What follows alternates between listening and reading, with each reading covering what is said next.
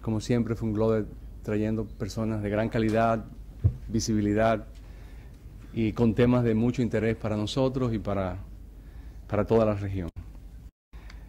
Con la aproximación de las elecciones presidenciales en Estados Unidos, se genera un gran interés por la política norteamericana alrededor del mundo, especialmente en los países de su entorno más cercano, como es el caso de la República Dominicana. Sentimos que lo que decidan los norteamericanos sobre quién gobernará su país nos afecta en múltiples maneras. En efecto, nuestra relación con Estados Unidos es amplia, es profunda, es inevitable. Comercio, inversión, turismo, migración, seguridad, entre otros, son ámbitos en los que las relaciones entre Estados Unidos y República Dominicana se manifiestan y concretizan. Nuestra comunidad en ese país, a su vez, se involucra cada vez más en la política doméstica, al punto que este mismo año esa comunidad tuvo cerca de enviar al primer dominico americano, nacido en Pueblo Nuevo, en mi ciudad de Santiago, como representante al Congreso Federal. Según las encuestas, somos uno de los países con mayor simpatía hacia Estados Unidos, a pesar de haber experimentado en 2 ocasiones la intervención militar norteamericana. En República Dominicana no existe ni remotamente el grado de antiamericanismo que se constata en otros países latinoamericanos, algunos bien distantes geográficamente. Más bien nos consideramos amigos de Estados Unidos y vemos con simpatía y admiración su sistema y modo de vida. Por lo demás, el béisbol, pasión de ambos pueblos, nos une de una manera muy especial. Para nosotros, pues, las elecciones presidenciales norteamericanas son un evento de la mayor importancia que seguimos con interés y curiosidad. Este año se enfrentan el presidente Barack Obama, el hombre que generó una inmensa simpatía y admiración alrededor del mundo hace 4 años, pero que ha visto su popularidad mermada en el contexto de una severa crisis económica internacional y en el propio Estados Unidos. Por un lado, y el exgobernador de Massachusetts, Mitt Romney, quien ha escogido como compañero de boleta al congresista de Wisconsin, Paul Ryan, quienes tratarán de llevar de nuevo al Partido Republicano al poder. Estas elecciones se producen en un contexto de creciente polarización política y de agudización de las diferencias entre ambos partidos, particularmente en cuanto a qué hacer para enfrentar los graves problemas que afectan a esa nación, como el pronunciado déficit fiscal, la deuda pública y la alta tasa de desempleo, entre muchos otros. También está en juego cuestiones tan cruciales como la política migratoria, las relaciones con América Latina y el papel de Estados Unidos en el mundo en sentido general. Para hablarnos de esas elecciones y su contexto, Funglode ha invitado y se siente honrada de que él haya aceptado la invitación a Stephen Clemons, fundador del programa de estrategia estadounidense, The American Strategy Program, de la New American Foundation, quien actualmente es investigador senior de dicha fundación. El señor Clemons fue nombrado en noviembre del 2011 como editor at large en Washington de la revista The Atlantic y editor en jefe de The Atlantic Live, la serie de eventos en vivo que realiza esa revista. Es editor del popular blog político The Washington Note, fue asesor principal de asuntos económicos e internacionales del senador Jeff Bigeman de New Mexico y fue el primer director ejecutivo del Centro Nixon para la Paz y la Libertad. El señor Clemons escribe frecuentemente sobre temas relacionados con política exterior, defensa y política económica internacional. Como expresión de una vida profesional multifacética, Steve Clemons se desempeñó como asesor técnico para la película Sol Naciente, el Rising Sun, protagonizada por Sean Connery y Wesley Snipes. También jugó un papel en la película State of Play, protagonizada por Ben Affleck. En nombre de Funglode, le doy la bienvenida más cordial a Steve Clemons y ahora lo invito a que comparta con nosotros sus ideas y sus reflexiones. Muchas gracias.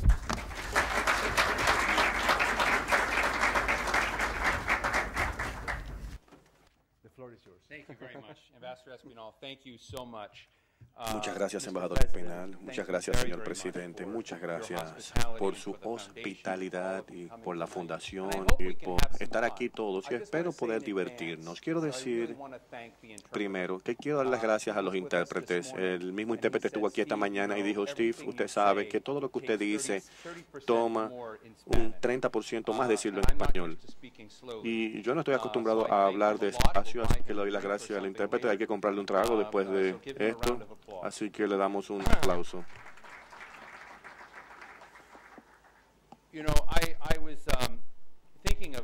Estuve pensando en hacer algunas historias serias sobre la polarización política en Washington, pero también quería hablar sobre algunas anécdotas personales.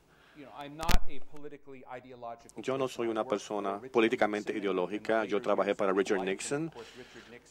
Al principio en su vida, claro, fue un presidente con Henry Kissinger que desató muchos temas complicados en Latinoamérica. Yo trabajé con Nixon en la última parte de su vida y yo pienso que era un pensador brillante en cuanto a política exterior. Sin embargo, no fue lo mejor para las instituciones y la democracia de los Estados Unidos, si ustedes conocen el tema de Watergate, la corrupción, etcétera.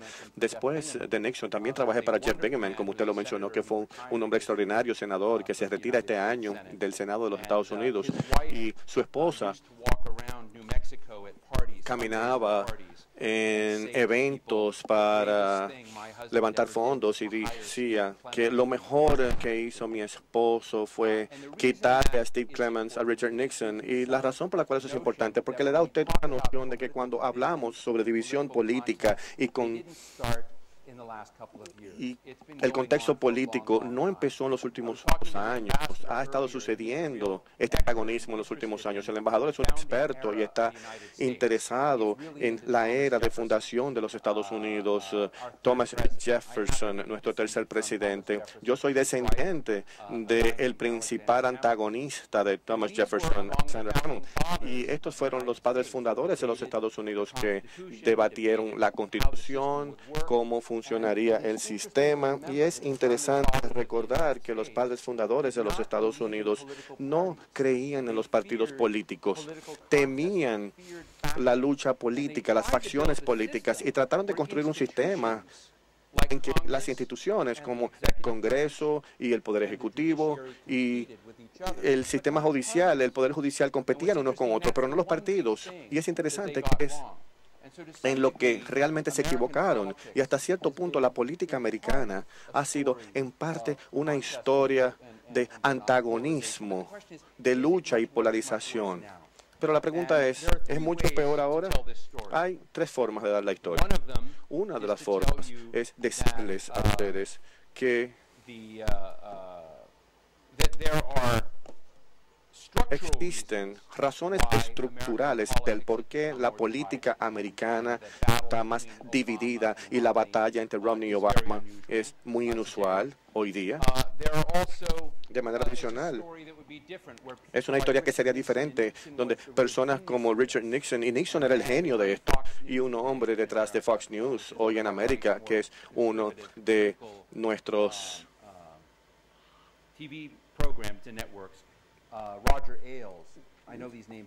estaciones de televisión más conservadoras, Roger Ailes. Pero Nixon y Ailes esencialmente fueron los primeros políticos que determinaron cómo utilizar la política de la división en los Estados Unidos y explotar esas divisiones en raza y en religión y cambiar la maquinaria política de los Estados Unidos. Y eso fue en los 60 y en los 70. Y este periodo fue un periodo con una historia en que a propósito se buscó formas. Y si muchos de ustedes pueden conocer a Karl Rove, asesor de George Bush, que es considerado hoy día uno de los grandes maestros políticos, y él es esencialmente el hombre multibillonario detrás del resurgimiento y la fortaleza del Partido Republicano hoy día. Rove es un genio analizando las divisiones sobre cultura, sobre derechos de los homosexuales, sobre las mujeres, el género, en temas raciales. Y esta es la segunda historia. Lo tercero es probablemente menos importante, pero interesante del cual hablar es que los americanos tienen un tiempo de confusión sobre su propia identidad, su lugar en el mundo. Ven las cifras de la OECD sobre tasa de educación, competencia, su economía, y es un momento de grandes desafíos. Y al otro lado de la mesa hay problemas, y hay muchos americanos que viven en dos mundos diferentes. Mi familia es de Oklahoma, y en Kansas y Texas, en el medio occidente de los Estados Unidos, rancheros, campesinos que no tienen esa educación universitaria, versus las ciudades donde hay una mejor educación. Y tenemos mundos diferentes en el mismo país que piensan diferentes. Una historia es que América está dividida, Estados Unidos está dividido porque la gente ve las cosas de manera diferente. Otra historia es que algunos políticos inteligentes determinaron cómo dividir más a los americanos. Y la tercera historia que quiero decir es que han habido razones estructurales del por qué Estados Unidos se ha convertido en un país más y más polarizado. Y hay como 6 que quiero mencionar. Cuando escuchamos el Tea Party y el Wall Street y el movimiento Occupy, estas son manifestaciones, son productos de cambios políticos que hemos visto en los Estados Unidos. La primera es en la política norteamericana, que no teníamos antes, es que tenemos algo que se llama districting. Y no sé, señor presidente, no tengo idea de cómo la República Dominicana maneja sus elecciones en distritos, etcétera. Pero en los Estados Unidos, cada 10 años tenemos un censo. Y tenemos cambios en población, en densidad poblacional.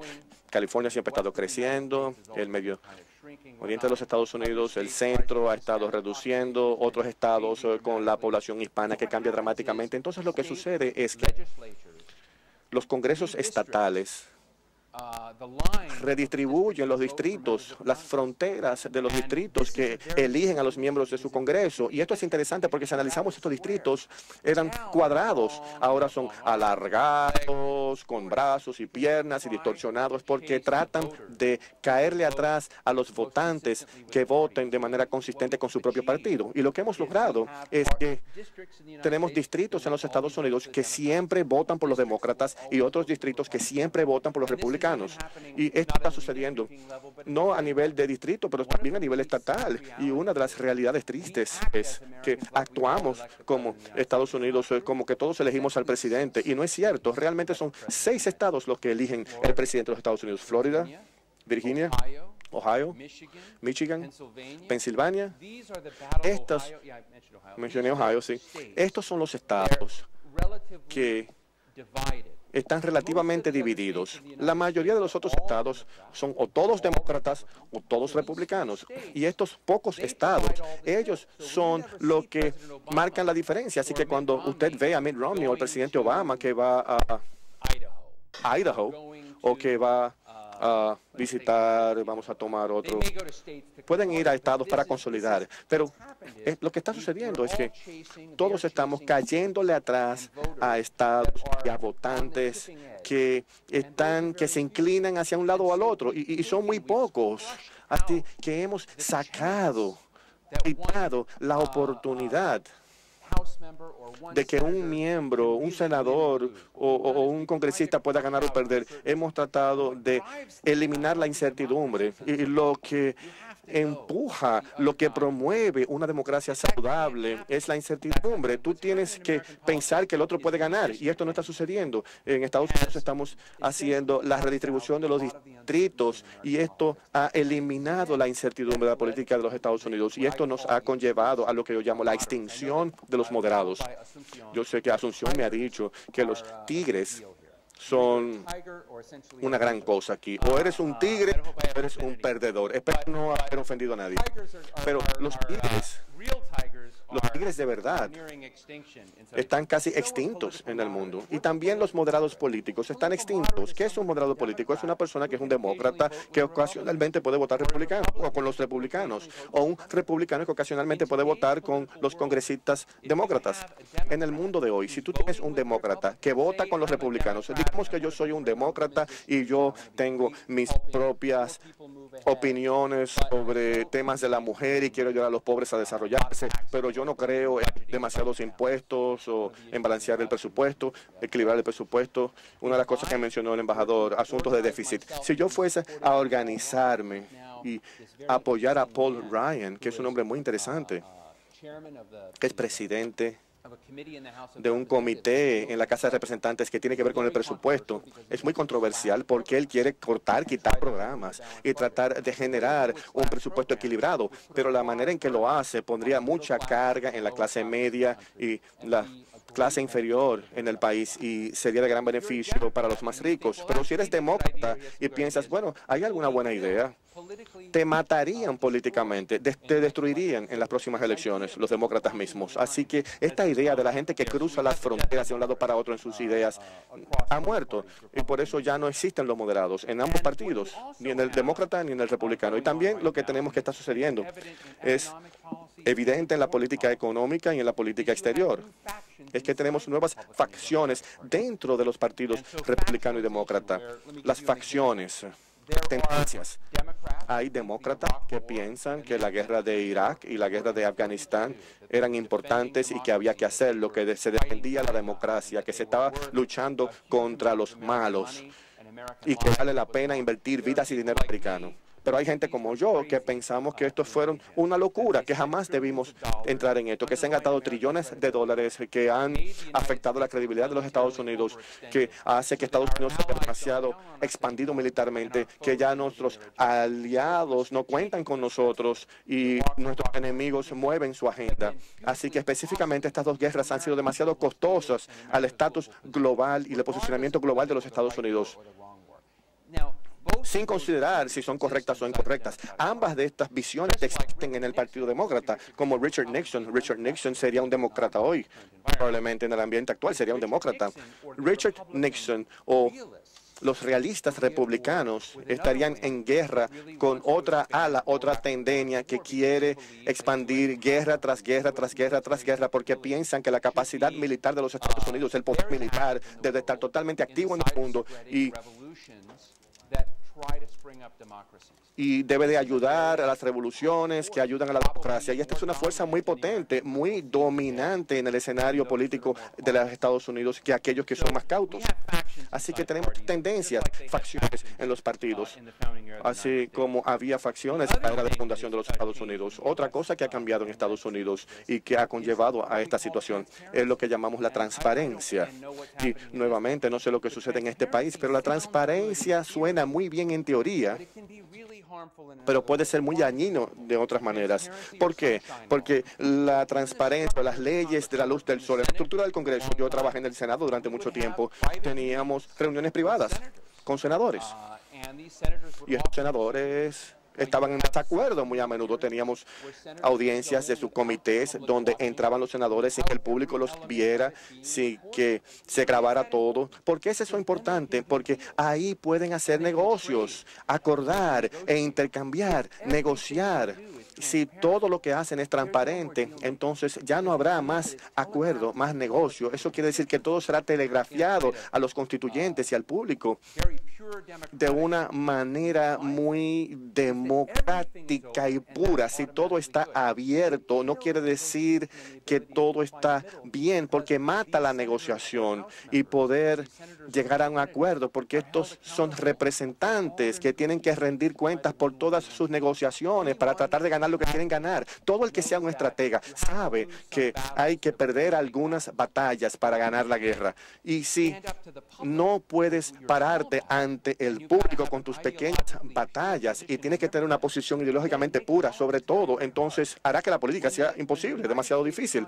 Cuando la Constitución de los Estados Unidos fue formada, fue escrita, lo que pasó fue que teníamos unos cuantos tipos que dijeron la Constitución anterior no sirve. Entonces fueron a Filadelfia en 1700 y entraron a un edificio y todo se hizo en secreto, no había periodistas, no había medios y la mayor parte del país pensaba que había una conspiración. Y sí, había una conspiración. Cambió la Constitución. Pero lo que se requería para poder lograr esto, si usted lo lee, para la formación de la Constitución de los Estados Unidos, en ese momento tan dramático, uno de los elementos claves que hizo que fuera exitoso fue que era secreto, no fue la transparencia. Más tarde, después que los actores políticos negociaron, entonces, después de lograr esa negociación, hicieron pública su posición y la defendieron. Entonces, la transparencia ha cambiado el clima y ha hecho que sea más difícil para que las cosas sucedan y no se estanquen. Y además de esto, yo soy una de las personas en parte responsable de esto, son los nuevos medios. Yo fui uno de los bloggers políticos más primeros de los Estados Unidos en el Washington Post y desarrollé un blog que creció, que estaba lleno de chisme. Yo iba a fiestas. A mí me odian algunos lectores porque a mí me encanta Washington y me encanta ir a las fiestas, a los cócteles, y le digo a la gente que a George Washington le encantaban las fiestas. Y si lees la biografía de Washington, habla, no es este hombre tan noble y grandioso, era un bebedor, y iba y bebía y seducía a la gente, bebiendo, y siempre ordenaba lo grande, y ahí era donde se hacían los negocios, los acuerdos políticos. Así que como comentador, como escritor, yo no quiero la versión pura, no, yo quiero ir ahí y saber quién está criticando a quién. Yo fui a una fiesta y oí tantos chismes que duré un año escribiendo artículos de esa sola fiesta. No soy uno de estos americanos que odio a Washington, no, yo amo a Washington y me encanta estar en el medio del chisme, la intriga y la novela de todas estas luchas y escribir sobre ellas. Pero ¿qué ha hecho el New Media? Los nuevos medios y el Internet han tenido un efecto muy interesante, creo, globalmente, pero específicamente en la política de los Estados Unidos. Uno es que ha hecho que cualquier causa, cuando yo empecé mi blog, yo también estaba en un think tank, pero no quería depender del New York Times, los editores de periódicos, el New York Times. Yo sé que aquí hay mucha gente de los medios. Ustedes son carteles. Si yo quiero publicar algo, yo tengo que tener tu permiso.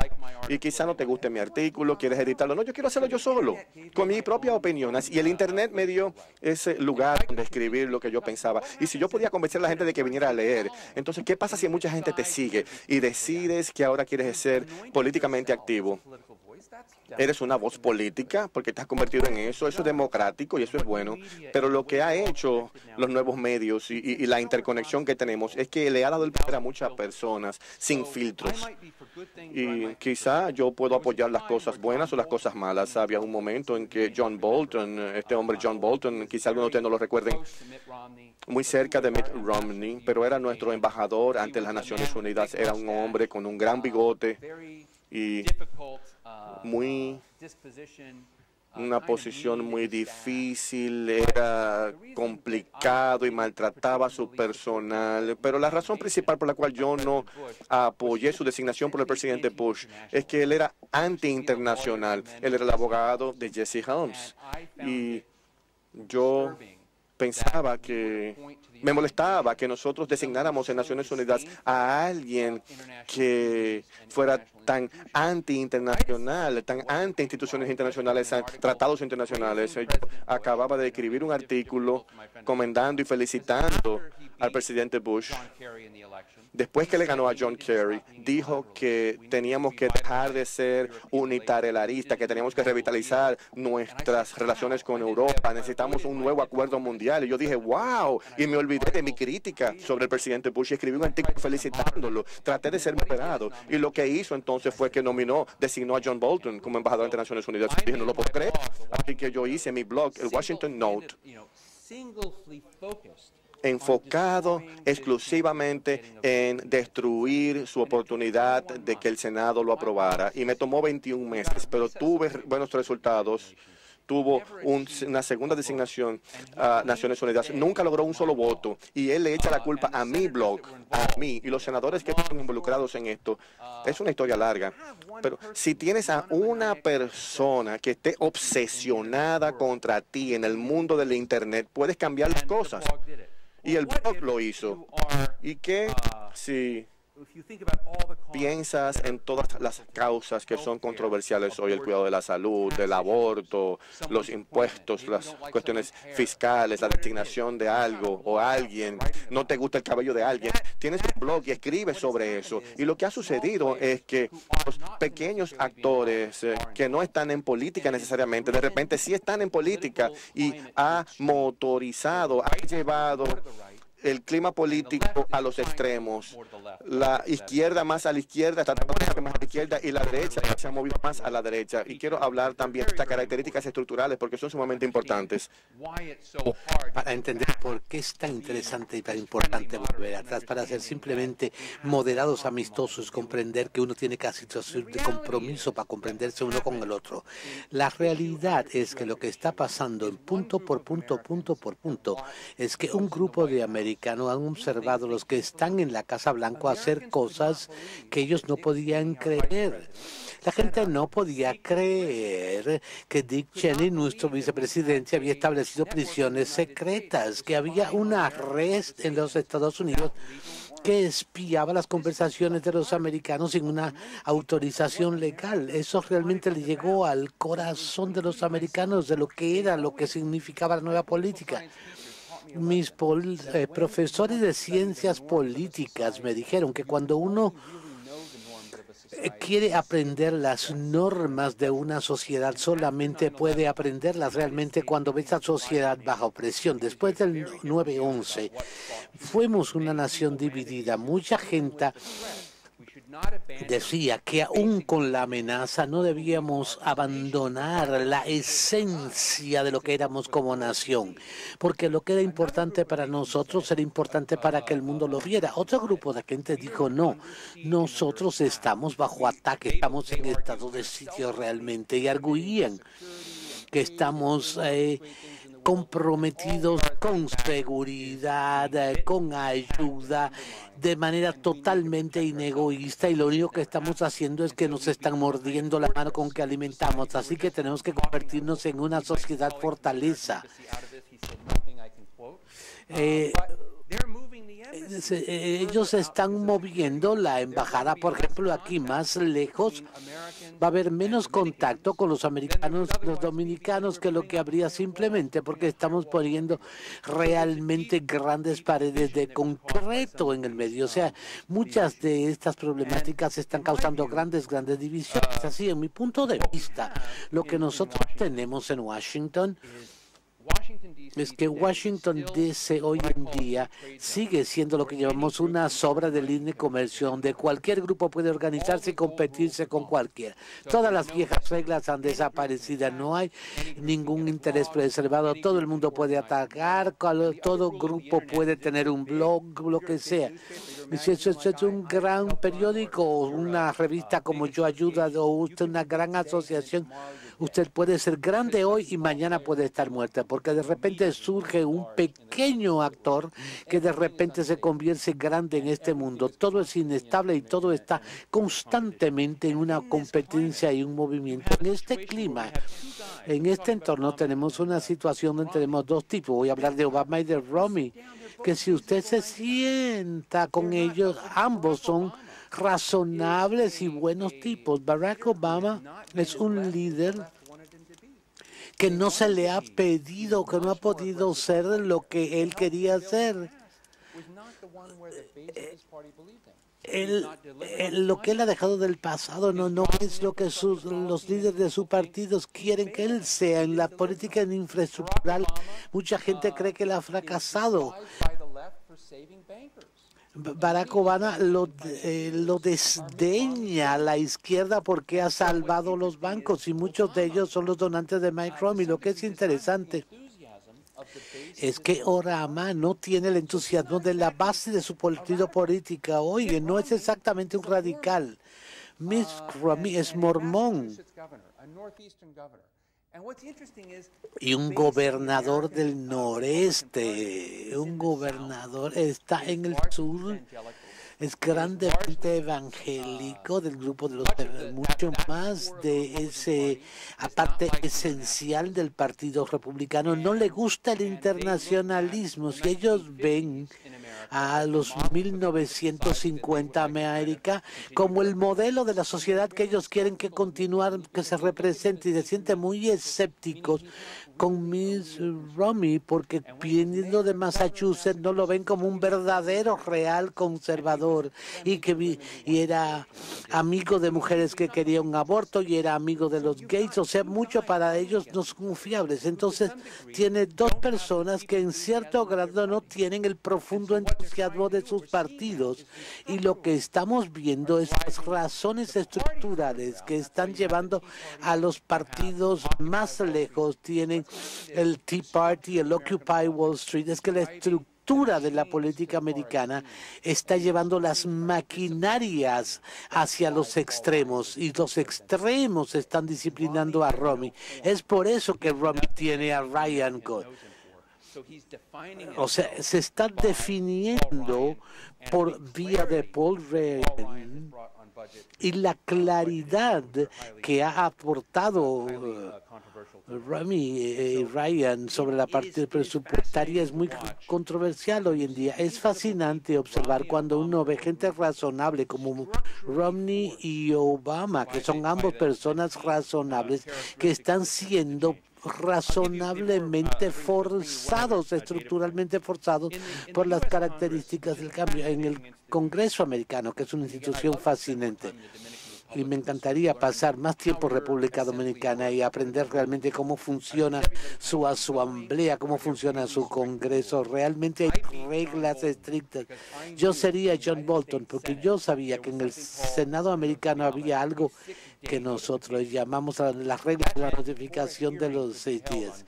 Es decir, que antes de que se pudiera oír una confirmación, por ejemplo, sobre John Bolton, había que anunciarla 6 días en adelantado, y esos 6 días iban a escoger un día que fuera un jueves, el día antes del festivo de Semana Santa. Los senadores del Congreso americano odian las cosas durante las festividades y sabían que lo iban a hacer en todo momento, justo cuando todos iban a salir del pueblo por la festividad de Semana Santa. Me dijeron, bueno, yo quiero estar en el campo con la posibilidad de agarrar la pelota, pero yo tengo 3,000 personas debido a mi blog de internet para llamar a las oficinas de los senadores, llamando, diciendo llevamos chocolates y flores al día, pero tratando de decirle a los senadores, no engañen, no hagan eso. El Departamento de Estado es la organización que está tratando de hacer esto. Es una forma injusta de hacerlo, y sabiendo que lo iban a hacer y sabiendo que iban a hacerlo por adelantado, que iban a usar este truco, pudimos estructurarlo. La estructura de las instituciones importa, y creo que lo que estoy tratando de dejar sentado aquí es que el sistema político americano hoy en día tenemos también lo que se llama en legislación los filibusteros. Cualquier senador americano puede detener el avance de un proyecto de ley si se objeta, y pueden forzar un voto. Es un proceso complicado, pero lo que significa es que si no tenemos 50 votos para algo, necesitamos 60, y tenemos un país dividido y un para el sistema político dividido. Ninguno de los partidos ha conseguido 60 votos, ni nadie. No importa que sea el Senado o los republicanos, ninguno de los lados va a tener los 60. O sea, necesitamos 8 o 9 votos más. Así que el Senado quizás queda paralizado por otros 10 años y no seguiremos adelante. El filibustero en 1960-70, esa técnica fue utilizada 1 o 2 veces al año.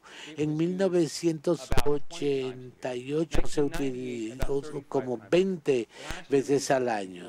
El año pasado, 140 veces. Eso significa que cada vez se ha ido deteniendo cada una de las importantes leyes. Y antes de seguir adelante, déjeme decirle algo. Cuando el presidente Bush ganó ganó su elección, George W. Bush, el hijo.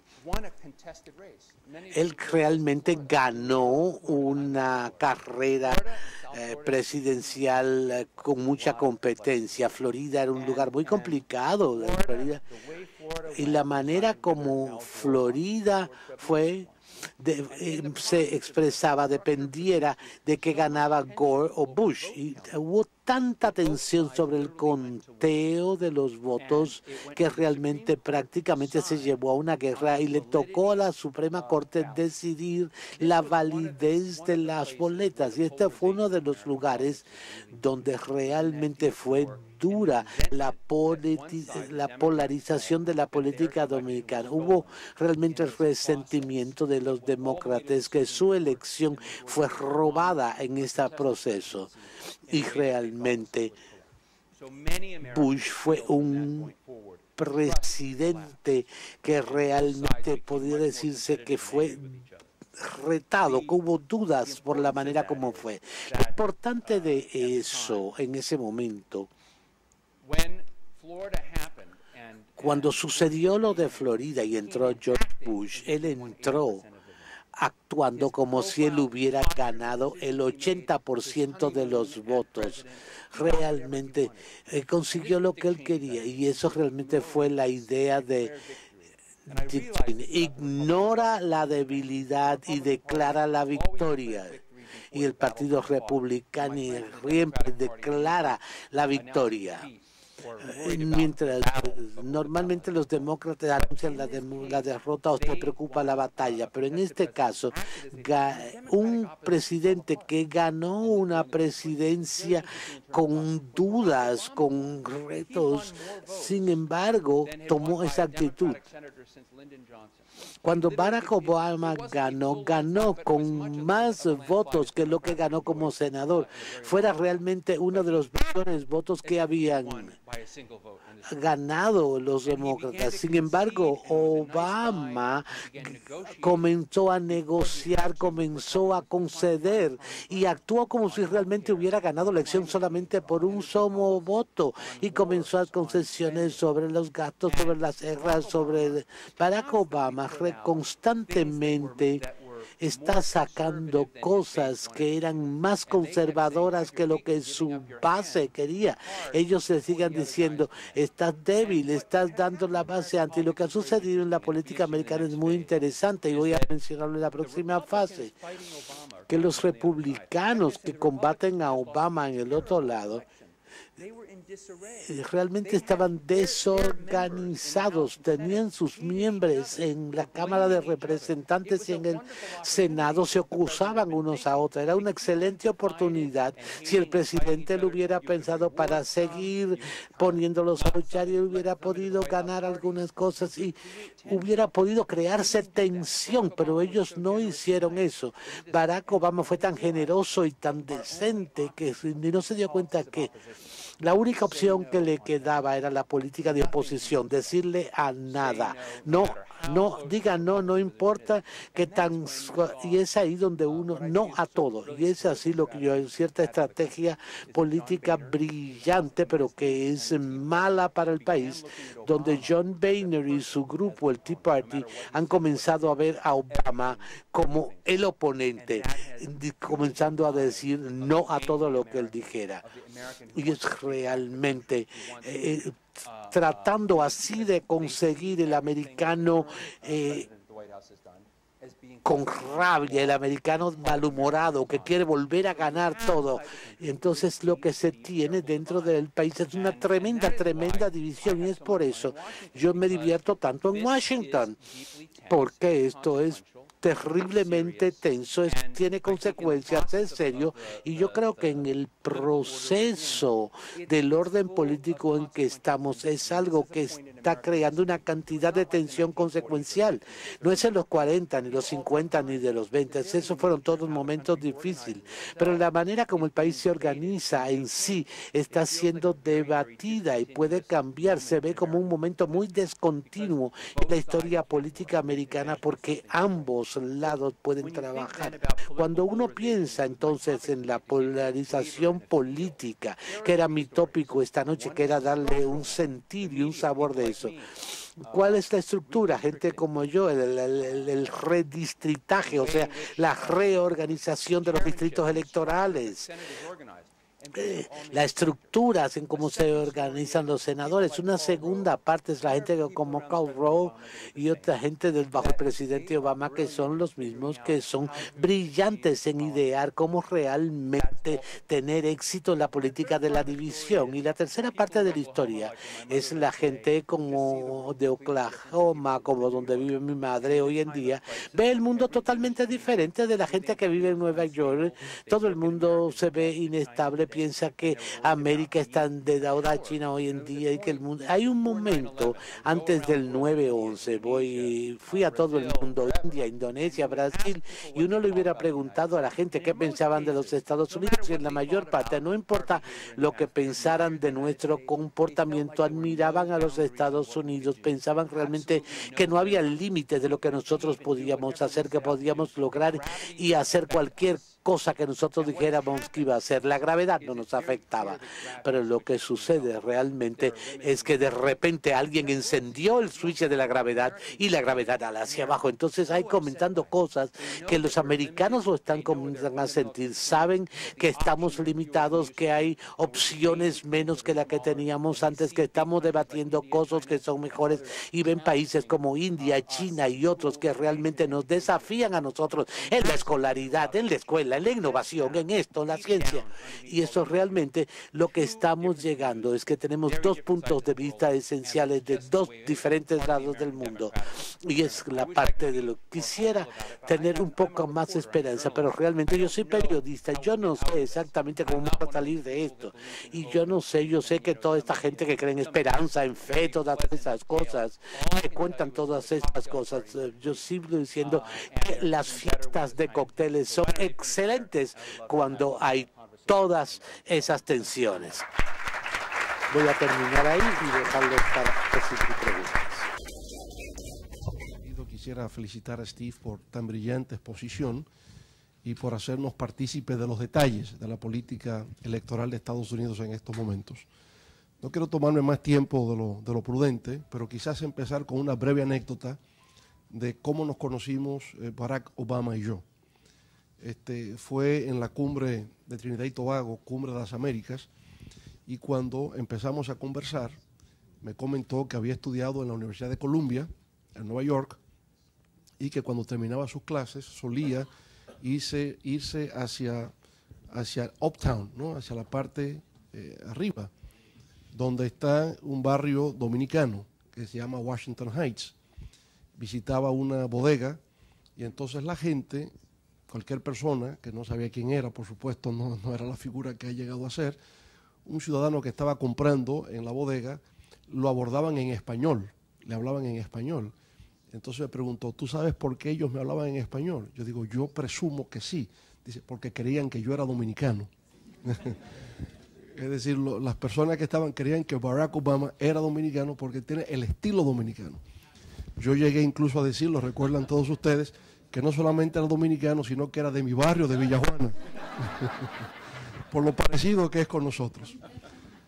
Bueno, muy brevemente entonces, quiero abordar así, escuchar su reflexión sobre algunos temas puntuales. Usted hablaba de que la parte de división que hoy día se da en la política electoral norteamericana tiene mucho que ver con el uso de los new media, de las redes sociales y de los blogs. ¿Qué hay de los viejos medios, de los medios convencionales? La diferencia entre Fox News y MSNBC, por ejemplo. Los radio talk shows, ¿no?, que continuamente han polarizado la política norteamericana. ¿Qué tanto también los medios impresos? ¿Los medios impresos como el New York Times y Washington Post polarizan o siguen todavía, digamos, una política mainstream, una política que genera mayor cohesión que polarización que los medios electrónicos? Sería una. Segundo, como elemento tecnológico innovador en la campaña electoral. Si efectivamente, digamos, es difícil que Romney o Obama puedan subir porque ya está definido, el papel del nano-targeting, ¿no?, hoy día en términos de estrategia de campaña electoral. Tercero, en la parte de financiación de las campañas, el rol de los super PACs, un elemento completamente nuevo que ya no le pone un límite al monto de la financiación de terceros que entonces pueden directamente entrar en la campaña electoral. ¿En qué medida los super PACs están cambiando la naturaleza de la actividad política electoral norteamericana? Entonces, nano-targeting, super PACs y el hecho de los medios, sobre todo los medios electrónicos, si participan de esta polarización, y qué pasa con los medios impresos. Ahí está. Muchas gracias. Steve. Brilliant. Let me start with the president. Permítame empezar con las preguntas del presidente. Creo que los super PACs sería un componente adicional que han hecho que el sistema político sea aún menos saludable de lo que ya lo era. Porque los que no lo siguen, los super PACs esencialmente abren la puerta a donaciones ilimitadas por cualquier entidad, sin regulación. Y billones y billones y billones de dólares que ahora están entrando, en mi opinión, están cambiando la ecuación del dinero y están haciendo una falsa noción de que los individuos que votan y hacen esto importan. Se está convirtiendo en una batalla de billonarios entre billonarios y lo que decidan los billonarios. Y ha tenido un efecto distorsionante y ambos partidos lo están haciendo y es muy difícil determinar cómo salirnos de esto, pero es un día triste para la democracia de los Estados Unidos y hace que la polarización sea 10 veces peor. Y debido a que ahora mismo es nuestro primer experimento con esto, el presidente Obama ayer criticó un PAC que estaba tratando de apoyarle a él. No le gustó el anuncio. Romney ha hecho lo mismo. Y oficialmente estos super PACs parecen ser independientes de los candidatos. En las rondas futuras, yo sospecho que los PACs no van a esperar escuchar las preferencias de la persona que están tratando de ayudar y que tendrán más libertad de hacer lo que quieran hacer. Y verán nuevamente lo que dije anteriormente, que no será un super PAC que esté diseñado para ayudar a que la gente sea moderada, sino un super PAC diseñado para inflamar las pasiones y hacer las cosas peor. Sobre nano-targeting y micro-targeting, no sé. Yo tendría que ver mayor evidencia para pensar que esto es un factor contribuyente. Estando en el negocio de las publicaciones, para una publicación que fue fundada en el 1850 por los abolicionistas americanos, hemos cambiado y cambiado y cambiado y somos tan digitales hoy día que le estamos cayendo atrás a los intereses individuales. Estamos hablando de la difusión del poder y tratando de mantenernos grandes como entidad de publicaciones, mirando las notas, las comunidades, las redes sociales y las maquinarias políticas están haciendo lo mismo. No pienso necesariamente que sea esto, sino que la arrogancia de la política que decide lo que el público americano quiere conocer acabó. Hay un proceso ahora de abajo hacia arriba que es ambos saludable y no saludable, que el microtargeting te puede llevar a un denominador menos común. Y no necesariamente es polarización. Está sucediendo en ambos partidos y es una nueva característica del sistema político y es importante. Y la pregunta sobre los viejos medios y los nuevos medios. El Washington Post, yo puedo pelear por el Washington Post y lo que hace el New York Times. Todos están comprando nuevos medios y blogs y se están convirtiendo en híbridos. Así que ya no son viejos medios. Ambos son viejos y nuevos al mismo tiempo. La historia más importante es la muerte de los medios locales y la consolidación de los medios detrás de grandes conglomerados. Y esta es una preocupación. Es más preocupante, sea MSNBC, CNN, Fox, las nuevas megaestaciones. Podemos tener un medio, una razón por la cual el Washington Note fue tan exitoso es que yo pude ver cómo los medios importantes se habían homogeneizado. Leyeras el Wall Street Journal, el Post, el New York Times, eran las mismas historias, los mismos artículos y muchas cosas tan fascinantes que no llegaban a estos medios. Así que yo buscaba estas cosas fascinantes de las cuales ellos no hablaban. Y pude innovar en el espacio que ellos estaban abandonando. Ahora ellos lo están comprando todo. Pero si tienes un Rupert Murdoch, o tienes Ted Turner en CNN, o tienes General Electric detrás de NBC, o Comcast detrás de NBC, o tienes intereses políticos, empiezas a empujarlos y a empujar y a empujar, y tienes los periódicos locales de todo el país que no son locales realmente, porque son dirigidos por un propietario central que está en Washington, que tiene un brazo sindicado, que tiene la propiedad de los medios locales. Así que el público americano, si no está en línea, está enfrentando algo donde son informados y educados por lo que se alimenta de estos conglomerados, de estos poderes de medios centralizados. Y eso es mucho más preocupante. Creo que hoy en las finanzas hemos roto la confianza en el sector financiero, y hasta que la administración de Bill Clinton, desafortunadamente, teníamos una separación entre los bancos y los corredores de acciones. Tenemos que regresar a eso en las publicaciones, en las noticias. Hay una responsabilidad ante el público que tienen los medios, ante el público americano que no está siendo satisfecha hoy. Y el gobierno tiene que decir qué no está haciendo el mercado. El mercado está afectando negativamente a la democracia informada. Y hay que buscar una forma legislativa de arreglar esto, y sería algo excelente que debemos de avanzar.